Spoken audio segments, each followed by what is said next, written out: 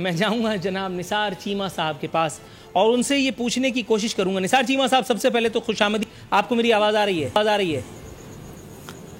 جی بالکل آ رہی ہے جی، ماشاءاللہ. سر گڈ ہو گیا یہ تو. اچھا یہ مجھے بتائیے، شہباز شریف صاحب سائنسدان بن گئے، مطلب پارٹ ٹائم پولیٹیشین ہو گئے، فل ٹائم سیاستدان تھے، اچانک پارٹ ٹائم انہوں نے سائنسدان ہونے کا فریضہ انجام دیا ہے.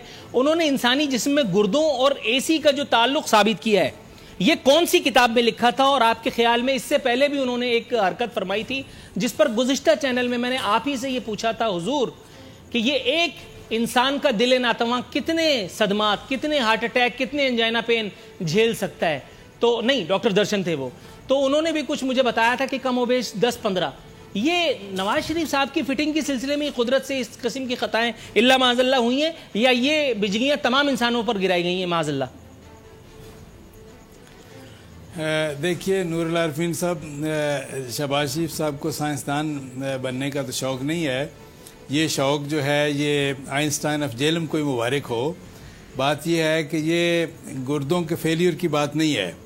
بات یہ ہے کہ جس طرح کی حرکتیں حکومت کر رہی ہے، نواز شریف میری جو 3 دفعہ وزیر اعظم رہا پاکستان کا، جو ملک کا محسن ہے، جس نے اس ملک کے دفاع کو ناقابل تسخیر بنایا، اس ملک کو ایٹمی طاقت بنایا، سی پیک کے تحفے دیے، موٹر ویز کے تحفے دیے، لوڈ شیڈنگ سے نجات دلائی. سر اس کا اے سی اتارنے کی بات ہو، سر تھوڑا سا بریک ماریے گا. تحفہ جیب سے دیتے ہیں، یہ تو ہمارے ہی پیسے تھے، پھر یہ تحفہ کیسے ہوا؟ یہ تو ان کا فرض تھا. آگے بڑھیے.